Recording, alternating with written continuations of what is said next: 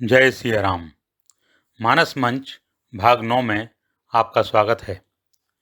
भाग 8 में आपने देखा कि मंदोदरी रावण को एकांत में समझाने का प्रयास करती है कि वह श्री राम से शत्रुता त्याग दे और सीता जी को ससम्मान राम जी के पास लौटा दे।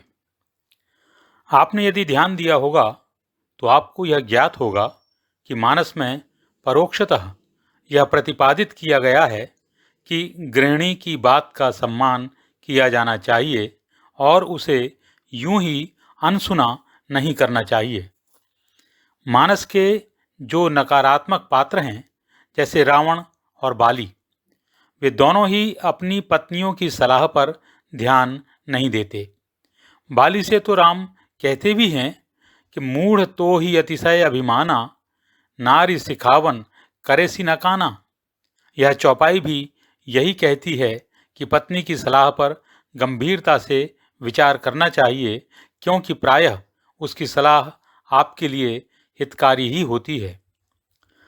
यदि स्त्री की सलाह उचित न प्रतीत हो तो भी उसका उपहास करके अनसुना करने की बजाय तर्कपूर्वक बातचीत के द्वारा एकमत होने का प्रयास किया जाना चाहिए, और फिर भी यदि सहमति न बने तो पत्नी के निर्णय का यथासंभव सम्मान किया जाना चाहिए।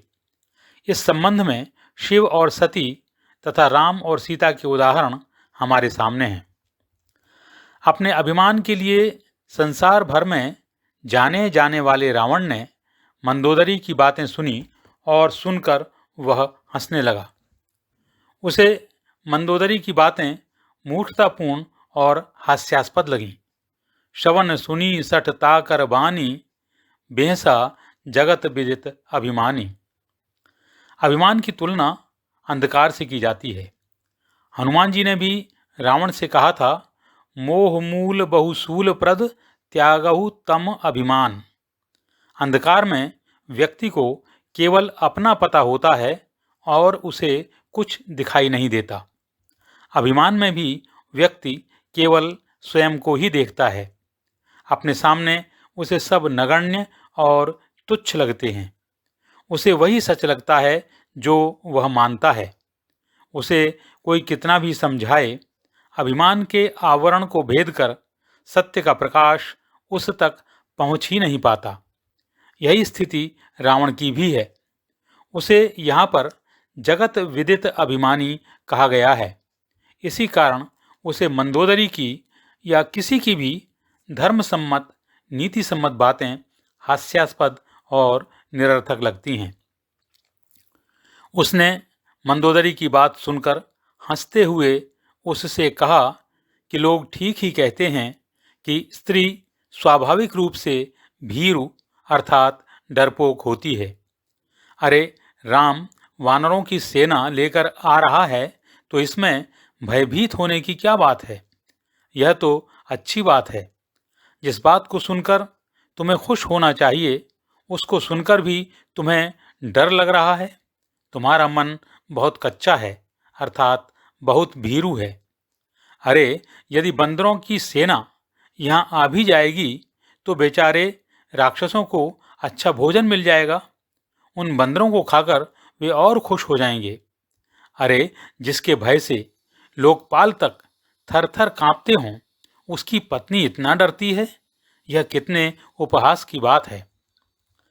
सभय सुभाव नारी कर साचा, मंगल महु भय मन अति काचा।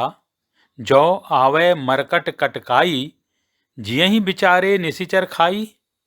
कंपहि लोकप जाकी त्रासा, तासु नारी सभीत बड़ हासा। इस प्रकार मंदोदरी की बात को हंसी में उड़ाकर उसने प्यार जताते हुए उसे हृदय से लगाया और राजसभा की ओर चला गया। रावण के इस व्यवहार से मंदोदरी के हृदय में चिंता घर कर गई। उसकी आशंका और गहरी हो गई कि ईश्वर उसके पति के प्रतिकूल हो गए हैं, अर्थात रावण का विवेक नष्ट हो गया है और वह आत्मघाती दिशा में बढ़ रहा है।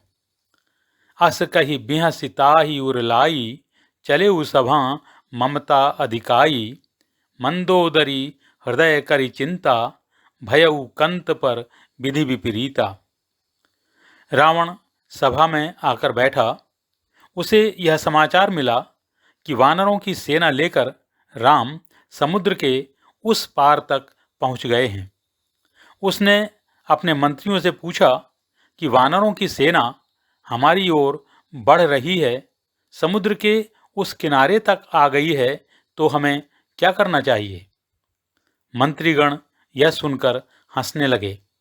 उन्होंने रावण को खुश करने के लिए उसके बल का वर्णन करते हुए कहा कि महाराज, अब चुप भी कीजिए, आप भी क्या बात करते हैं? अरे, जब आपने देवताओं और राक्षसों समेत दुनिया भर को जीत लिया, तब तो आपको कोई कठिनाई हुई नहीं, और अब ये बंदर और मनुष्य भला किस गिनती में हैं जो आप इनकी चिंता कर रहे हैं? बैठे सभा खबर असिपाई, सिंधु पार सेना सब आई, बूझसी सचिव उचित मत कहहु, ते सब हंसे मष्ट करि रहहु, जितेउ सुरासुर तब श्रम नाही, नर बानर केहि लेखे माही। यहाँ पर गोस्वामी जी अपना मत व्यक्त करते हुए कहते हैं कि जब मंत्री, वैद्य और गुरु भय अथवा स्वार्थ के कारण ठकुर सुहाती अर्थात मुंह देखी मीठी बातें करते हैं, तो राज्य का, शरीर का और धर्म का नाश होना अवश्यंभावी है। मंत्री का कर्तव्य होता है कि वह राजा को राज्य पर आने वाले संकटों के बारे में सत्य से अवगत कराए, चाहे वह सत्य कितना ही कड़वा क्यों न हो। क्योंकि यदि वह राजा के क्रोध के भय के कारण या अपने हित अनहित का विचार करके सत्य बोलने से बचता है और केवल राजा को अच्छी लगने वाली बातें करता है, तो राज्य अवश्य ही नष्ट हो जाएगा। इसी प्रकार यदि वैद्य या डॉक्टर रोगी को पथ्य कुपथ्य अर्थात क्या खाना चाहिए और क्या नहीं खाना चाहिए यह ठीक से बताने के बजाय रोगी की इच्छानुसार ही उसके खान पान, आचरण आदि के बारे में बात करे, तो रोग के साथ रोगी का समाप्त होना भी निश्चित ही है। ऐसे ही गुरु का भी कर्तव्य है कि वह अपने शिष्य को धर्म के अनुसार आचरण करने की शिक्षा दे। परंतु यदि गुरु शिष्य का संबंध वैसा हो जैसा कलयुग वर्णन में गोस्वामी जी ने बताया है कि गुरु शिष्य अंध बधिर का लेखा, एक न सुनई एक नहीं देखा, अर्थात यह संबंध स्वार्थ पर आधारित हो तो धर्म का नाश होना भी तय ही है। सचिव वैद गुरु तीन जो, प्रिय बोलहि भय आस, राज्य धर्म तन तीन कर हो ही बेगही नाश। यहाँ रावण को भी ऐसे ही सहायक मंत्रीगण मिले हैं जो उसे सुना सुना कर अर्थात उसके सामने उसकी प्रशंसा कर रहे हैं। तभी उचित अवसर समझकर विभीषण ने सभा में प्रवेश किया। आकर सबसे पहले उसने अपने बड़े भाई अर्थात रावण के चरणों में सिर झुकाकर प्रणाम किया, फिर विनम्रतापूर्वक अपने आसन पर बैठ गया। रावण ने उससे भी इस संबंध में अपना मत व्यक्त करने के लिए कहा। रावण की आज्ञा पाकर उसने रावण से कहना आरंभ किया। सोई रावण कहाँ बनी सहाई, स्तुति करहि सुनाई सुनाई, अवसर जानि विभीषण आवा, भ्राता चरण शीस तेहि नावा, पुनि सिर नाई बैठ निज आसन, बोला वचन पाई अनुशासन। विभीषण ने कहा, हे कृपालु महाराज, यदि आपने मुझसे इस संबंध में मेरा मत जानना चाहा है तो मैं अपने विवेक के अनुसार अपनी बात आपके सामने कहता हूँ। यदि कोई व्यक्ति अपना कल्याण अर्थात अपनी भलाई चाहता हो और वह चाहता हो कि उसका संसार में यश हो, उसकी बुद्धि निर्मल रहे, उसे शुभ गति प्राप्त हो और उसके जीवन में सदैव शुभ ही शुभ हो।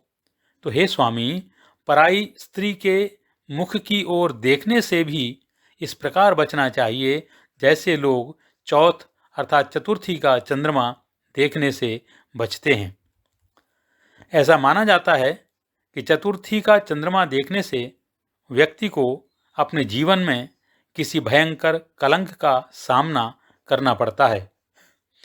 इस संबंध में श्रीमद् भागवत में श्री कृष्ण के जीवन का एक प्रसंग है कि उन्हें स्यमंतक मणि की चोरी का कलंक लगा था। उसका कारण यह था कि उन्होंने चतुर्थी का चंद्रमा देख लिया था। बाद में उस कलंक से मुक्त होने के लिए उन्हें बहुत प्रयास और परिश्रम करना पड़ा था। विभीषण ने आगे कहा, हे महाराज, यदि कोई 14 लोकों का स्वामी भी हो परंतु वह जीव मात्र का विरोधी हो, अर्थात वह प्राणियों के प्रति शत्रुता का भाव रखता हो, तो वह भी शीघ्र ही नष्ट हो जाता है। कोई कितना भी गुणवान हो, भले ही उसमें सभी सद्गुण हों, वह कितना भी बुद्धिमान क्यों न हो, यदि उसमें किसी चीज को लेकर लोभ की जरा सी भी भावना आ जाए तो संसार में लोग उसके गुणों और बुद्धिमत्ता को भुला देते हैं और कोई उसे भला नहीं कहता। सभी उसकी निंदा ही करते हैं। जो कृपाल पूछेहु मोहि बाता, मति अनुरूप कहूँ हित ताता। जो आपन चाहे कल्याणा, सुजस सुमति शुभगति शुभ नाना। तो पर नारी लीलार गुसाई, तजहु चौथ के चंद की नाई। 14 भुवन एक पति होई, भूत द्रोह तिष्ठई नहीं सोई। गुण सागर नागर नर जोऊ, अलप लोभ भल कहई न कोऊ। हे स्वामी, काम, क्रोध, मद और लोभ ये सभी नरक की ओर ले जाने वाले रास्ते हैं। इसलिए इन सब को छोड़कर आप भी रघुवीर अर्थात श्री राम का भजन करो, जिनका भजन सभी संत महात्मा लोग करते हैं। काम क्रोध मद लोभ सब, नाथ नरक के पंथ। सब परिहरि रघुबीर ही भजहु भजहि जई संत। विभीषण ने रावण से जो कहा वह अन्य मंत्रियों की सलाह से अलग था। उनकी वाणी शास्त्र सम्मत और नीति युक्त थी। कृतांतस्य दूती जरा कर्णमूले, समागत वक्तीति लोकाः शृणुध्वम्। परस्त्री परद्रव्यवांछां त्यजध्वम्, भजध्वम् रमानाथ पादारविंदम। अर्थात जरा अर्थात वृद्धावस्था, कृतांत अर्थात यमराज की दूती है। वह कान के पास आकर यह कह रही है कि पर स्त्री और पराई संपत्ति की इच्छा का त्याग करो और ईश्वर के चरण कमलों का भजन करो। सिर के बालों का सफेद होना वृद्धावस्था अर्थात यमराज की दूती का प्रतीक है, उसका चिन्ह है। कानों के पास बालों का सफेद होना ही यमराज की दूती का कानों के पास आकर संदेश देना है। इसके बाद विभीषण जी आगे कहते हैं कि हे तात, आप राम को सामान्य मानव राजा नर भूपाल मानने की गलती मत करो। वे सामान्य नर नहीं हैं, बल्कि नर के रूप में अवतरित भुवनेश्वर अर्थात समस्त संसार के स्वामी हैं। वे चराचर जगत को नष्ट करने वाले काल के भी काल हैं। वे ब्रह्म हैं, अनामय हैं, अज अर्थात अजन्मा हैं और साक्षात भगवान हैं। वे सर्वव्याप्त हैं, उन्हें जीता नहीं जा सकता, यानी वे अजित हैं। उनका न कोई आदि अर्थात आरंभ है और न ही उनका अंत है। वे गो अर्थात पृथ्वी, द्विज अर्थात संस्कारवान विवेकशील व्यक्ति, धेनु अर्थात गाय और देवताओं का हित करने वाले मानव शरीरधारी कृपा सिंधु भगवान हैं। वे जनरंजन अर्थात लोगों को सुख देने वाले और दुष्टों के समूह खलब्राता को नष्ट करने वाले हैं। हे भाई, मेरी बात सुनो कि वे वैदिक धर्म की रक्षा करने वाले हैं। तात राम नहीं नर भूपाला, भुवनेश्वर कालहु कर काला, ब्रह्म अनामय अज भगवंता, व्यापक अजित अनादि अनंता, गो द्विज धेनु देव हितकारी, कृपा सिंधु मानुष तनधारी, जन रंजन भंजन खल ब्राता, वेद धर्म रक्षक सुनु भ्राता। अनामय का शाब्दिक अर्थ होता है वह जिसे कोई आमय अर्थात रोग न हो, यानी स्वस्थ।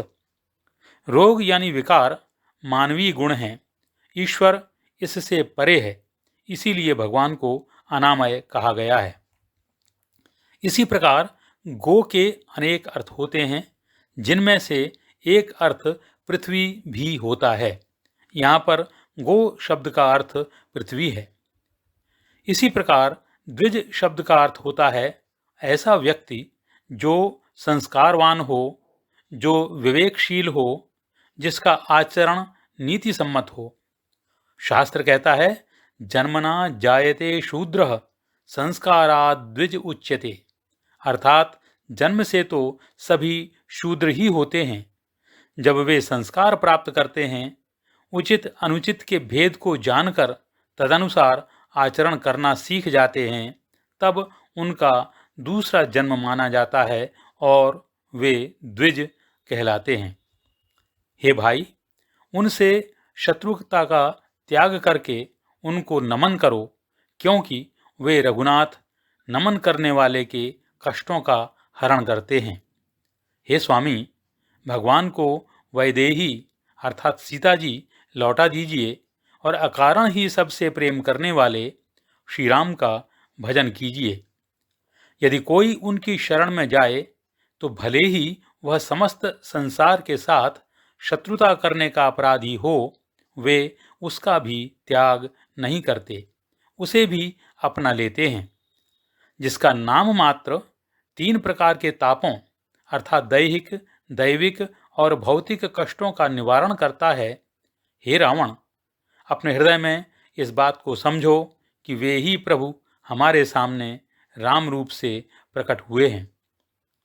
ताहि बयरु तजि नाइये माथा, प्रणता रति भंजन रघुनाथा, देहुनाथ प्रभु कहाँ बै देही, भजहु राम बिन हेतु सनेही, शरण गए प्रभु ताहु न त्यागा, विश्वद्रोह कृत अघ जहि लागा, जासु नाम त्रयताप न सावन, सोई प्रभु प्रगट समुझ जिय रावण। फिर वे रावण से पुनः अत्यंत विनम्रतापूर्वक कहते हैं कि हे दशशीष, मैं बार बार आपके चरण पकड़कर आपसे विनती करता हूँ कि आप अभिमान और मोह मद आदि को त्याग कर कौशलपति श्री राम का भजन करिए। बार बार पद लागऊं, विनय करऊं 10 शीस, परिहरि मान मोह मद भजहु कौशलाधीश। इसके बाद वे रावण को पुलस्त्य ऋषि का संदेश सुनाते हुए कहते हैं कि हे भाई, मैं आपसे यह जो कुछ कह रहा हूँ यह मेरे मन की कल्पना नहीं है, बल्कि पुलस्त्य ऋषि ने अपने शिष्य के द्वारा यह बात कहलवाई थी, जो अवसर मिलते ही मैंने आपके समक्ष कही है। ऋषि पुलस्त्य निज शिष्य सन कही पठई यह बात, तुरत सो मैं प्रभु सन कही पाई सुअवसर तात। विभीषण रावण संवाद का यह प्रसंग वाल्मीकि रामायण में भी है, परंतु वहाँ पर यह सुंदर कांड में न होकर युद्ध कांड अर्थात लंका कांड में दिया गया है।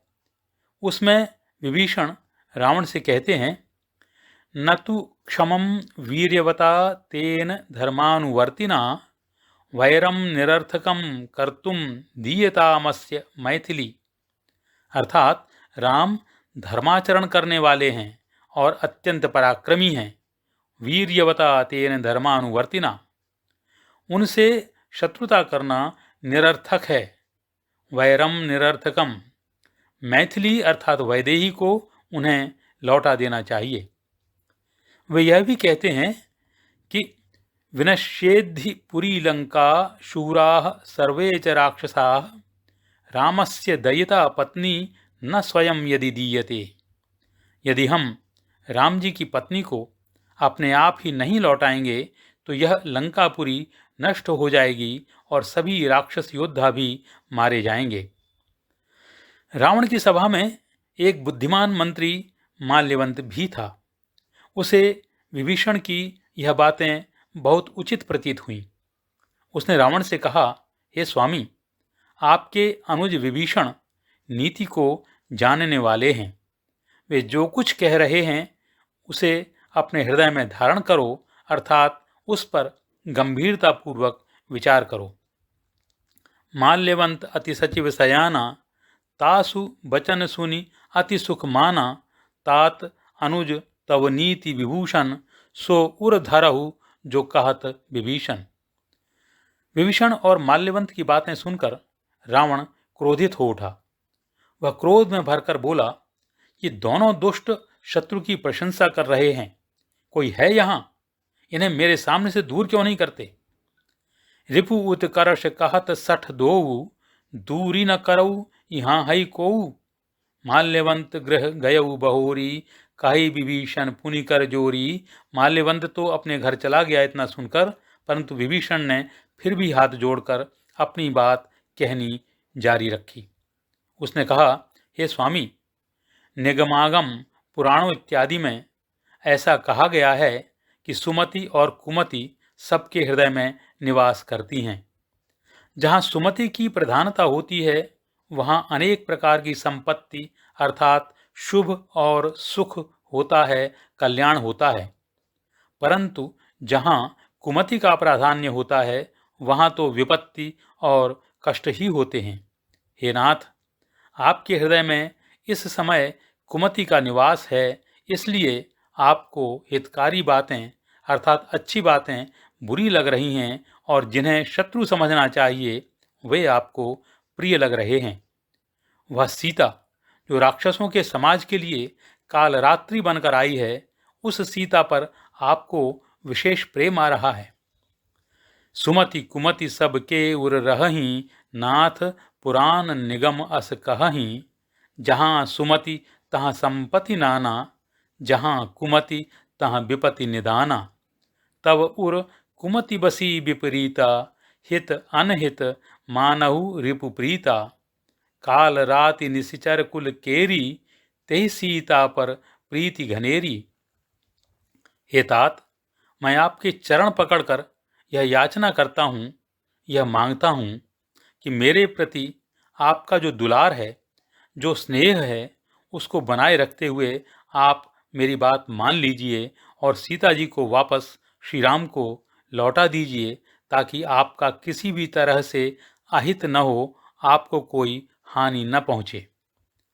तात चरण गही मांगऊं राखहु मोर दुलार। सीता देहु राम कह अहित न होई तुम्हार। यद्यपि विभीषण ने जो नीति सुझाई, जो बात कही, वह बुद्धिमान लोगों, पुराणों और श्रुति अर्थात वेद सम्मत थी, वेद के अनुकूल थी, अर्थात हर दृष्टि से हितकारी और उचित थी। परंतु उसे सुनकर रावण कुपित हो उठा। वह क्रोध में भरकर उठा और बोला कि दुष्ट, लगता है अब तेरी मृत्यु ही आ गई है। अरे मूर्ख, मेरे जिलाए रखने से तू जीवित है, अर्थात मेरी कृपा से तो तेरा जीवन चल रहा है और तुझे शत्रुओं का पक्ष अच्छा लग रहा है, तुझे शत्रु अच्छे लग रहे हैं। अरे दुष्ट, बताता क्यों नहीं है कि इस संसार में ऐसा कौन है जिसे मैंने अपनी भुजाओं की शक्ति से पराजित नहीं किया। तू रहता तो है मेरी नगरी में और तुझे प्रेम उन तपस्वियों से है। अगर ऐसा है तो हे मूर्ख, जाकर उनको ही अपनी यह नीति और धर्म की शिक्षा दे। बुध पुराण श्रुति सम्मत बानी कही विभीषण नीति बखानी। सुनत दसानन उठा रिसाई खल तो ही मृत्यु निकट अब आई। जियसी सदा सठ मोर जियावा रिपुकर पक्ष मूढ़ तो ही भावा। मम पुर बस तपसिन पर प्रीति सठ मिल जाई तिनहि कहु नीति। ऐसा कहकर उसने विभीषण को लात मारी। इतने पर भी विभीषण ने बार बार रावण के चरण ही पकड़े। शिवजी कहते हैं कि हे उमा, संत की यही विशेषता होती है, उसका बड़प्पन यही होता है कि वह अपना बुरा करने वाले की भी भलाई ही करता है। अंततः विभीषण ने कहा कि हे भाई, आप मेरे पिता के समान हैं। आपने मुझे मारा, इसमें तो कोई बुराई नहीं है, परंतु आपका भला राम का भजन करने में ही है। इसके बाद जो विभीषण के सहयोगी मंत्री थे, उनको साथ लेकर वह वहां उपस्थित रावण व उसके सभासदों को संबोधित करके उन्हें चेतावनी देते हुए आकाश मार्ग से राम जी के पास चल पड़ा। अस कही कीन्हे चरण प्रहारा, अनुज गहे पद बारहि बारा। उमा संत कई इहई बड़ाई, मंद करत जो करई भलाई। तुम पितु सरिस भले ही मोहि मारा, राम भजे हितनाथ तुम्हारा। सचिव संग लय नभ पथ गयऊ, सबहि सुनाई कहत अस भयऊ। उसने कहा, राम सत्य संकल्प प्रभु, सभा काल बस तोरी। मैं रघुबीर शरण अब जाऊं, देहु जनि खोरी। अर्थात श्री राम सत्य संकल्प और प्रभु हैं, अर्थात सत्य के प्रति समर्पित सर्वशक्तिमान ईश्वर हैं। और तुम्हारी यह सभा काल के वशीभूत हो गई है, अर्थात नष्ट होने ही वाली है। अतः मैं उन श्री रघुबीर की शरण में जा रहा हूं, अब मुझे कोई दोष मत देना। आज की कथा को यहीं विराम देते हैं। आगे की कथा मानस मंच के 10वें भाग में कही जाएगी। जय सिया राम।